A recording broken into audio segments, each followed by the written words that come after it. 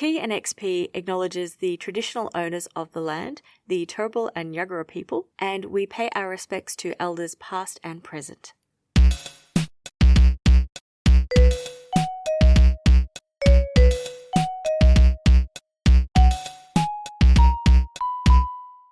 Welcome to Tea and XP, a couple's cozy gaming podcast. We're feeling cozy and we hope you are too. My name's Alexander. And I'm Erin. Tea and XP is like a book club for cozy video games. And today we're going to be looking at Gothic Fairy Tale Adventure in Wytchwood. Yeah. Wytchwood is a crafting adventure game set in a land of Gothic fables and fairy tales. You'll take on the role of the mysterious old Witch of the Woods, and you'll explore the countryside to collect ingredients, brew spells, and mete out your own version of justice on various evildoers, all the while trying to clear your own debt with magical dark forces. Wytchwood was developed by Alien Trap Games, a Toronto-based studio. They mainly focus on making 2D action platforming games or first-person shooters.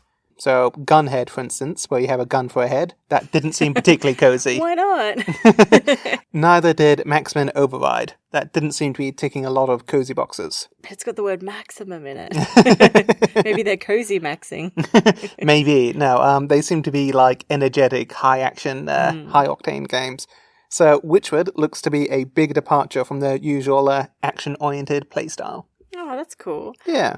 For myself, looking into the publishers, there's usually not much to be said for a game's publishers unless it's negative. Yeah, I'm looking at you, Crafton. But Wytchwood is actually a happy exception. So the publishers are Whitethorn Games, and they have some really progressive values, particularly around transparency and accessibility. Their website had details about the company, including highest and lowest salaries and the kind of conditions employees have: health, dental, vision benefits, unlimited PTO, flex hours, work from home, remote options. Really cool stuff. Yeah. Really cool stuff, yeah. And they also had a statement about inclusivity, and I will read it for you now. Quote, Whitethorn is a diverse employer with women, people of colour and queer folks represented from the top to bottom. This is likewise represented in the amazing developers with whom we've chosen to work. End quote. And they also state, which I really liked, our publishing priorities and the guidelines or rubric by which we make decisions is approximately accessibility. Anyone must be able to play our games. Inclusivity. People must see themselves in our games. Consumability. Our games must easily accommodate a busy schedule. Low stress. Our games must be in some way distressing. Entertainment. Of course, our games have to be fun to play. I just thought that was so cool. Like, just that they have these statements on that, and they're really, assuming that they're, putting their money where their mouth is and everything. That's just a really cool set of guidelines to live by as well. Tell us about the narrative, Alex. I will. So, in Wytchwood, you'll play the role, fittingly enough, of the local woodland witch.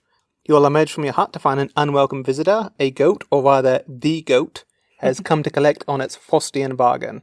So, under this sinister contract, you have to deliver him the souls of 12 powerful creatures. And in order to ensure you keep up your end of the bargain, the goat will be hanging on to two things very dear to the witch. First are her memories, and second is a maiden who's been placed under a sleeping curse. Naturally, you don't remember any of this, but your witch's vision tells you that the goat is telling the truth, and that the sleeping maiden is very important to you. I will refrain from making like a weird basketball goat kind of reference, but yeah, no, like a literal every goat. time I'm saying the goat, that's going off my head, so don't worry, you're not alone with that. And we're such sportsing people, It's just I do the sports ball all the time, yes. These sports references, they just roll off the tongue. So yeah, once you kind of get that bit of backstory, you'll set out from your grotto to discover each of the 12 creatures. You'll ramble across the countryside, which is broken up into 8 major areas, plus this ethereal crossroads connecting them all, and armed with only your cunning and your witchy know-how, you'll forge and craft everything you need to fuel your spells, hexes, and potions. Each of the locations will present as a unique biome, such as a forest or a swamp or farmland, and it will have ingredients and challenges appropriate to the environment. It will, of course, also have a host of local characters. Chief among them are going to be the 12 mighty creatures whose souls you need to collect, but there will also be the various victims left in their wake. So you'll discover pretty quickly that there's no need to feel sorry for the souls you've been tasked to deliver, and the witch herself finds a certain sly satisfaction in delivering their comeuppance, and standing up for the locals in her own, chaotic good way. Yes, it would definitely make it a more challenging game if you're going to collect, like, I don't know, souls of children or something. Yeah. Good that we don't have to do that. Yeah, no, each of the 12 villains basically has their own self-contained little fable, and that'll inevitably culminate in the witch finding a suitably poetic means of delivering justice. We'll try not to spoil too many of them, but suffice to say that they lean towards playfully dark humour, and rest assured the villains will always get what's coming. As they should. As they should. So that's the narrative background. Do you want to run us through some gaming mechanics? Yeah. So basically, this is a game that comes under a lot of foraging and like fetch tasks and things like that as well. So you need to gather lots and lots of ingredients. And the way this is also set out as well is that because some of those ingredients are dangerous, and they're dangerous if you interact with them, they actually do have a hearts system. So 3 hearts or 3 lives if you get hurt by things. Yeah, so like how many times you can get hit by something. Yeah, exactly. And look, I haven't reached 0. I don't actually know what happens if you get completely out of hearts. But other mechanics one needs to know about if they're playing is that you can open up a page that has your quests and your ingredients in it. A classic, mechanic. Lots and lots of games have that. And you could also track your ingredients and like raw ingredients, but then also spells and things like that you put together. Not a terribly, new or different way of doing it, but it works really well. I found that as someone who can get pretty sick of going in and out of menus and things like that, I found that it was really easy to use. You can't accidentally make potions and things like that and therefore burn through ingredients. It works really well. And then when you're running around in the real world, you have a toolbar, or it's your rope belt. The goat gives you a bit of rope to tie your pants up, and that's your tool belt. You have, your classic toolbar of, a dozen or so things down the bottom that you can access quickly as well. So the other thing one needs to be aware of is basically as you're exploring the lands, there are gates or puzzles that stop your access to all areas of the map too soon, which just helps with the game progression, how it is. Yeah, I found that generally helped more than it hindered. It just means it was always pointing you in the right direction. Yeah, it really made the pacing really good as well. So, yeah. The other thing to know for game mechanics is there's not too much scarcity. Things actually respawn pretty quickly, but you never know how much of an ingredient you will need. So you will be bouncing around between biomes to gather resources for increasingly complex spells and have to keep looking in your grimoire and your inventory and your map and your journal and things like that. So as you explore the map, there are things to collect and foes to outsmart. I suppose the only thing I'd add to all that is just kind of what the game isn't as well. Oh, yeah. Just because, it's got a lot of similarities with a lot of games in the genre. So, for instance, there's no day or night cycle. Mm-hmm. So it's not going to be like, Go to bed. Yeah. You just kind of run the game at your own time. There's no improving a home base, and there's no relationship building. Your only real metric for progressing the game is just going through a story. Yeah. Absolutely. And building up supplies of ingredients. Yeah. So there's also no inventory limit. So just pick up everything you see and you just mystically hold it all. And at least you would if you weren't constantly bending through it. So yeah. Yes, yeah. And on that note about crafting, I find that there was a lot of working backwards. So for example, I needed an avian lexicon charm. So I need to make these 3 spells or items to make that. And then to make those 3 items, I need this even bigger list of simple spells and items. And to make them, I need to go gather ingredients from 4 or 5 different places on the map. Yeah. So if backtracking between game areas is frustrating for you, this is not the game for you. There is a lot of, got to dash back to that biome and get it. Compare it to a farming sim game like Stardew Valley, where foraging is only, one small part of the gameplay. If you don't want to visit an area every day for an ingredient, that's okay. Go mine. Go talk to a townsperson. Go fish. I knew you were going to say that. And you just do that whenever you feel like it. In Wytchwood, though, the foraging and crafting is the entire game. So, like you said, if you don't like backtracking in a foraging game, then you're not going to progress in this game. Yeah, absolutely. The game mechanic is the heart of the style and the enjoyment of the game. Yeah, and I think you just need to head that going in, and, just that knowledge alone will save a lot of frustration and help determine whether this is the game for you or not. For sure. Why don't you run us through some characters? I will. Okay, so the obvious one is the witch. The witch is actually quite visually interesting, and it's one of the striking features of her as well. She has this big metal pot on her head with like implied hoop earrings from the, sides of the pot. Yeah, like the handles. Yes, yeah. She has this fur ruff on the coat, and it looks like a feather boa up close. She's sort of this disheveled meets glam kind of look. It's quite cute. But it's not said, but we get the impression that this is an older witch with life experience from the way she talks to characters and complains about aches and pains and stuff. She's also really no nonsense. She's assertive. For example, when she is interacting with the doctor, she slaps its mouth away because it's a leech. Not Yeah, the doctor's like a giant anthropomorphic leech. Yeah, Yes. so that's out of context. That sounded a bit weird. She slaps its mouth away from her when she's investigating her as well. It's actually a dating sim, yeah. With spicy results. And she tells off several characters when they're being silly, but she doesn't automatically hate characters who can't stand up for themselves, which is a really good quality as well. And even though there are monsters in the game that you can lose a life heart to, like I mentioned before, this isn't a character who deals with her problems with violence. She outsmarts, she plans, she faces her problems head on with conversation. And there's something a bit Grimm's fairy tales in the way that the nicest character isn't always the winner. Sometimes the character who is cunning and acts is better than the princess who waits or the knight who just charges in. Yeah, it's amazing how if you actually read the Grimm brothers stories, the nice guys usually finish last. Yes, go read them. Yeah, it's very different to the Disney version of the most famous stories that we know by Disney. And the other non-Disney character, or very non-Disney character, is of course the goat. Yeah, so the goat is what really ties together the witch and the soul collecting and the spells and the evil pact side of the game. And, what better non-scary representation of the devil is there than a creepy possessed goat? Classic. Tale as old as time. Yeah, so the goat isn't really a goat. That's just a vessel it's possessing to talk to you. And it's really the catalyst for the game. And it wants the pact fulfilled and its 12 souls. For the witch's part, you really want your memories back, and I suppose helping the sleeping maiden is a nice bonus along the way. So the goat isn't entirely evil.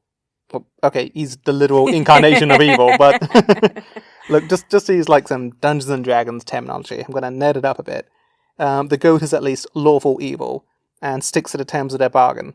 So even though he might be self-serving and power-hungry, he's at least got a code of conduct which he abides to, which puts him, one small step above the 12 wicked souls that you're sent out to collect. Yeah, I'm not sure if our listeners know that we're interested in D&D, Alex. I think they'll be shocked to hear about this facet of us. Oh, yeah, after all my sports insight earlier, they'll be shocked to hear like, sticking to that God, stereotype. Yeah, but he's such a jock and she's such a cheerleader. So I want to talk about the villains, or the 12 souls you collect. So the villains are all connected to the souls you're collecting, and they're all quite interesting. Each is an animal, and they're all different. The animals all seem to cover a negative quality of human nature and behavior, though, which is what I find interesting. So, for example, I would have mentioned like the bull and the ram. So the bull is the first level or set of souls you collect, and he traded his wife and child in a spell to ensure he gets the biggest crops and wins the harvest competition every year. So he really represents unchecked ambition or treachery. Yeah, so literally selling his own family for material gains. Yeah, absolutely. And the other example that I really like is the ram in the second level or act, however you want to call it. So you go into the village and you find that the black sheep's wool shop has been burnt down and the black sheep has fled in fear for her safety. And the ram is the main suspect. And he's in the village town. Sorry, not the village town. The town village. No, the town square. You know what I mean? Yeah. Like the middle the bit. town square, the plaza, the main street. And he is just surrounded by this flock of sheep, and he's preaching the virtues of sticking to black and white in life, and that even grey is a danger to the good order of things.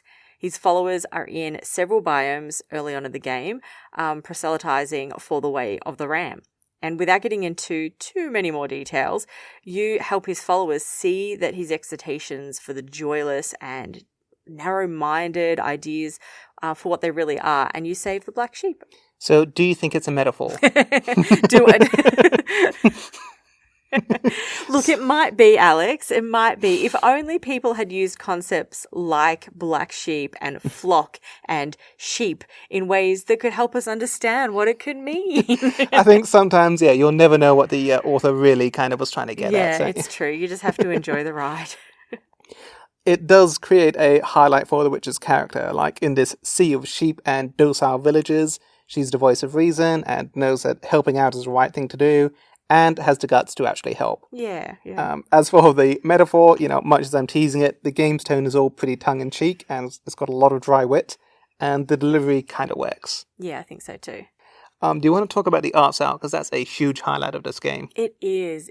I don't know if I'll be able to do justice to it, but I will give it a go. So I think the art style is actually one of the key reasons I was first drawn to Wytchwood, like just scrolling on Steam and looking up games and things like that. And it's because it's a bit old school Disney with some of its sort of slightly subdued color palette, and it's a little bit gothic, it's a little bit storybook, like the start of some of those old Disney movies that would like open with a book at turning the page kind of thing. Yeah. It doesn't do that, but it's just sort of got those vibes as well. And it also has these sort of papery layers as well, where it looks like, I said it's like this 2D sort of artwork with, it just looks like layered paper and all these like rich autumnal colours. Almost like a pop-up book. Yes, that's a good way to say it. Thank you, yeah. The other thing they do really well is that as you walk close to interactable items, there's a bit of white highlight on the things. A lot of games do this, of course, but I think they do it quite well and clearly.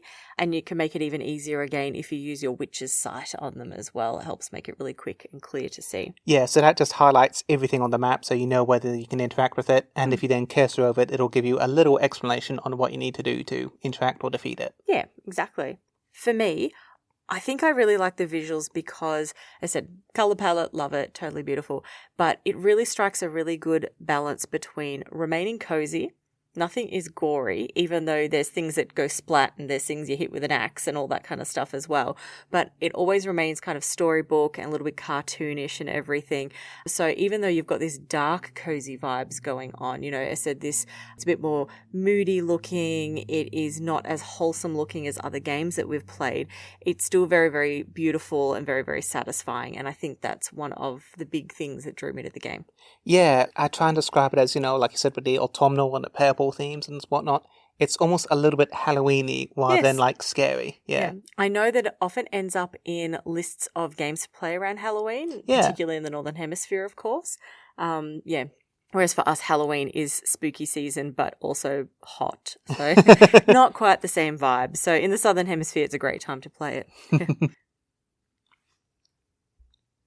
So we've talked art. How about I talk about sound and music for a little bit? Yeah. So it doesn't have any voice acting, but it still does a really good job of the sound effects in this game. So you get the kind of pulse sound for whenever there's speech. I'm not going to try and impersonate it. But yeah, and also just sound effects in the game to signal, menus opening or closing, interacting with objects, all the standard stuff. Yeah. It's kind of hard to describe, but I thought they did a pretty good job of it. And they also just have a few kind of audio cues just when you're going through town and whatnot. So if someone's humming very loudly, that's usually a sign that, they can give you an item or you can interact with them or you need to do something. Yeah. Same with loudly crying characters and whatnot. Yes, yeah. But I do like the humming though, because you're walking through town, you get this real and they've all got their own little tunes as well. I like to think they had a bit of fun coming up those different humming tunes. Yeah. And the music's also pretty good. It's kind of this classic adventuring music, which is, super inspiring and stuff. There's a few exceptions. So the Swamp, the guitar actually switches over to a banjo, which is not as cliched as it sounds, and they do a really good job of it. No, it was really cliched, and I love it. Yeah. Well, I was going to say down by the docks, you actually get this really catchy sea shanty, and that is super cliched and super good. It is, yeah. There's, I said, really lovely loops of music in this as well that are very addictive. Good earworms, good to listen to. I think you can buy the soundtrack for the game, and Really? I'm not sure if I'd go quite that far, but it was still just a really solid set of music. Yeah. So how about I mention some accessibility features? Like I mentioned, the developer really focuses on accessibility and is really proud of what they do with that. So just a few things to get started. If you're playing on a PC, mouse and keyboard and full gamepad are options as well. So anything of those that can be supported. You can actually remap your keys, which is actually really, really helpful if you have that hand mobility issues and need different mapping as well. You can also turn off button holds for crafting and opening doors. There's some vibration vibration control.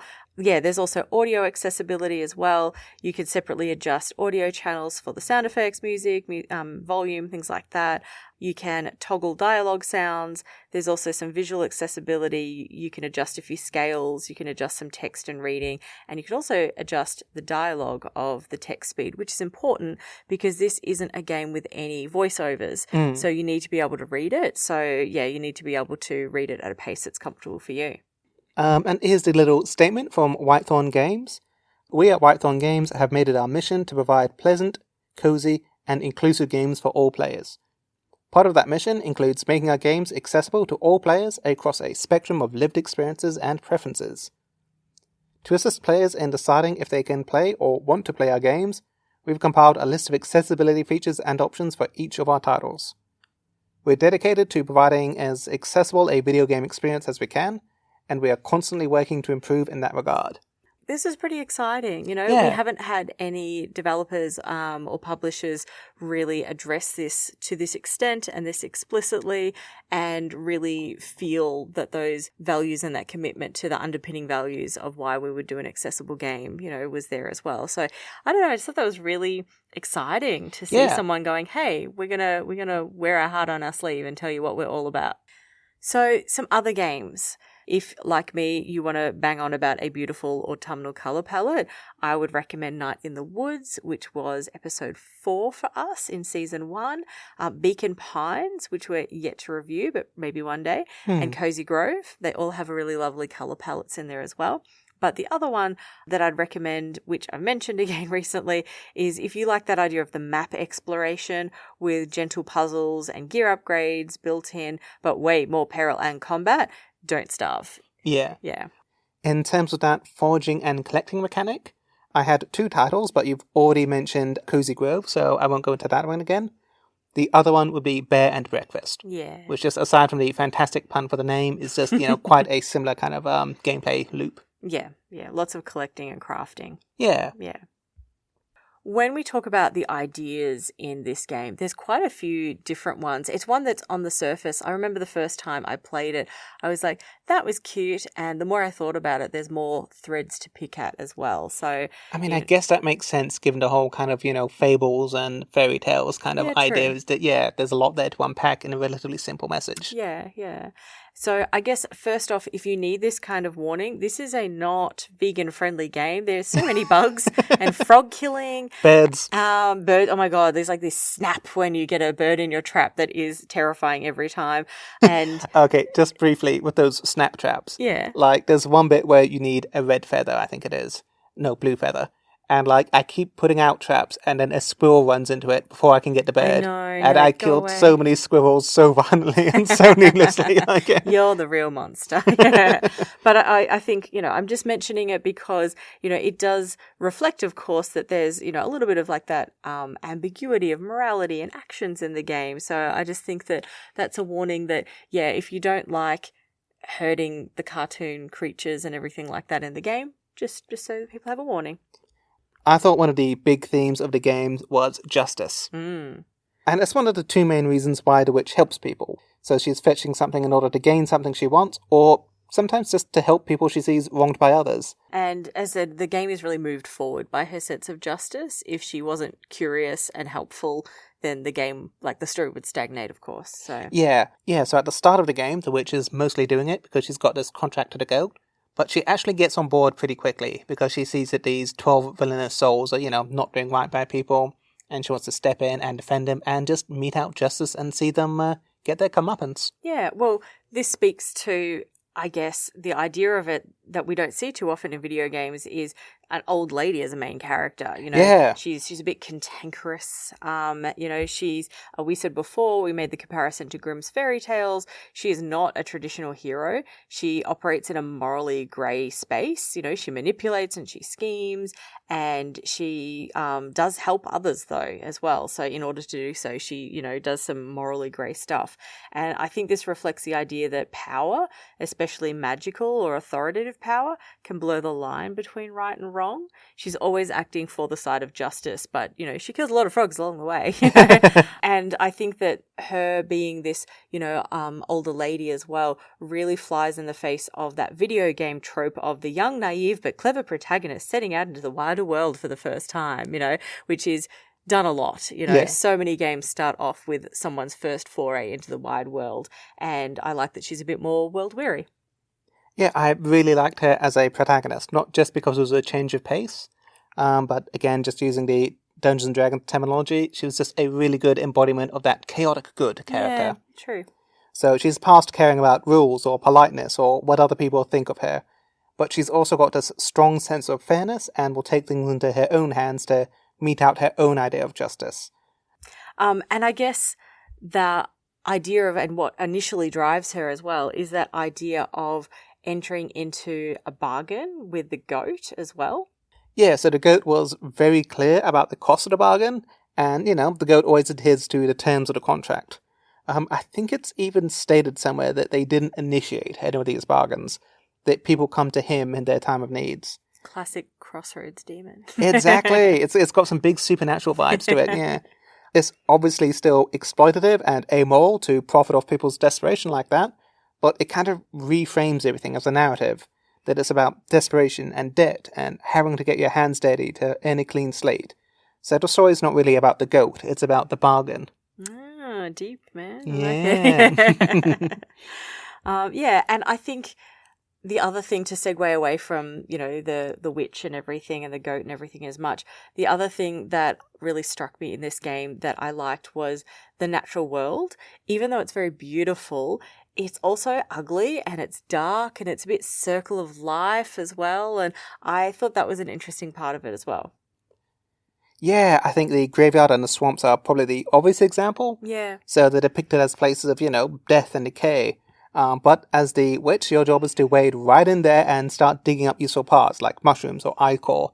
Did I say it? Ichor? Ichor? Ichor? I don't know. I see that word a lot, and I never had to Yeah. say it out loud that much. No, me neither. Yeah. Dear listeners, reach out through TNXP Podcast Instagram page and tell us whether you say ichor or ichor for bug guts. I don't know.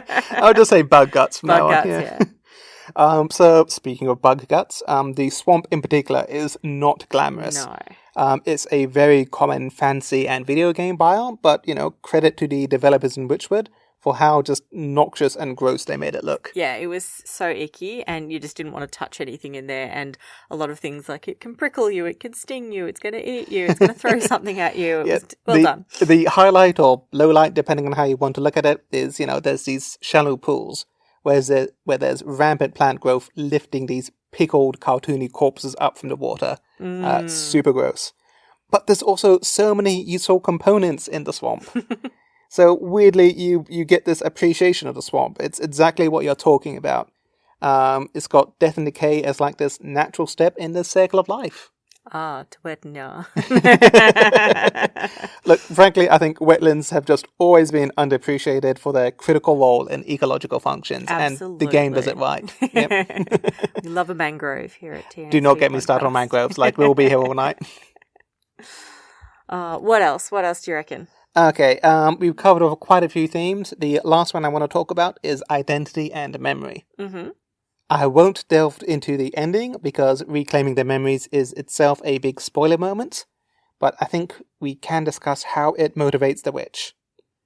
So obviously she wants her memories back, and she wants to discover why the sleeping maiden is so important to her.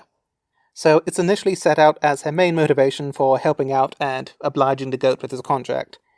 But honestly, she does kind of fine without her memories, and doling out her brand of witchy justice kind of overtakes it as her main motive. I think they could have done a bit more with it, because amnesia and identity can be really interesting story hooks, but it basically never pops up in the game. The witch is fine without her memories, and it never presents as much of an obstacle or even a social inconvenience. That's a good point. And I mean, if you really think about it, you know, who are we without our memories? You know, like, how do we have a sense of self? How do we know that she is cantankerous or she is who she is without memories of how she got there as well? So that's a good point. But she's still got this really clearly defined personality, which we've talked about before. But yeah, just not this sense of identity. Yeah. Cozy rating. What would you rate it on our cozy scale? Okay, so I think when it comes to coziness, I like to break it down into two parts. The actual mechanics, like the gameplay, and the theme. So mechanically, it's got this really relaxing gameplay style. Combat is basically non-existent. Even if an enemy is hostile, like a bandit or a giant mosquito, they only turn aggressive when you walk near them, and it's really clearly telegraphed, with angry skull motifs, and they'll stop chasing you if you basically just walk away from them. At its absolute worst, there's the occasional accidental jump scare from a tree-like dryad or a spider in the dark you didn't quite notice, and even then it's really simple to just scan for enemies using that witch eye ability. So the gameplay has this nice sense of progression without too much to stress you out. The other part is theme. As we mentioned, this has this really strong gothic fable aesthetic that's delivered with a really dry wit when it comes to the story. I think cozy can and should be more than just bright palettes with careless whimsy, and Wytchwood demonstrates this really well. It's got this great Brothers Grimm or Halloween-adjacent vibe that is perfectly suited to cozy genre. Yeah. At least that was my take. Yeah, I think witchy vibes are super cozy. I'm always there for it as well. I would say personally, even though it is really cozy, really enjoyed it, I think you can't give it 5 out of 5 on the cozy scale because basically it lacks that actual wholesomeness as well. And everything that we've rated historically 5 out of 5 on the cozy scale has been wholesome sort of coziness as well. Whereas I think the dark edge on this means that even though, like you said, the gameplay and the artwork and all these components and everything are very, very cozy, the fact is that the vibes of the thing does mean that perhaps I think it should lose a cozy point. And I'd make it maybe a 4 out of 5. I think I'd agree with a 4 out of 5 as well. Nice. I've talked about cozy rating. Do you want to talk about the game rating overall? Okay, yes. So you do have to like collecting and crafting. There is no way around that. If you do not like those things, you will not like this game. I really liked the story and the foraging and the crafting, but I think the story isn't deep enough to carry the game quite on its own. There aren't a heap of in-game metrics like building up relationships or even just earning money. You do have coins and stuff, but it's not crucial to the game. Yeah, they're more like crafting ingredients. Yes, yeah, pretty much. Just to give you a sense of progression outside of crafting, I suppose, And look, I got a big dopamine hit whenever I managed to finish these big multi-step recipe trees that you need towards the end of a chapter. That was so satisfying. Yeah. I did these 9 steps to get this one potion. It was so good. So good. The branching was wonderful. But I can also see why this game would then therefore not stick with some people as well. Certainly traveling between different locations for ingredients can feel a bit backwards and forwards, like I mentioned before. Constantly traveling backwards and forwards between locations can, I don't know, like I said before, it's not for everyone, I guess. Okay, for me, it felt like going back and forth between supermarket aisles because you kept forgetting something. But you can't write a list in this supermarket because you don't know how many ingredients you have. Yeah. It's like the list emerges as you're going. Oh, that's how I do my food shopping anyway, which is not a very efficient system, but that's a whole other therapy session. Okay. And look, I think for maybe a little bit of the plot element and things like that as well, maybe I would give it a 3 out of 5 or a C on the tiered scale if we were rating this game overall. I think I would agree. Yeah? I enjoyed the story, but 90% of your gameplay is going to be this collecting and foraging with just little bits of story sprinkled in there as a little treat now and then. Yeah, I do love a forage. Yeah, but that's the thing, you have to like a forage.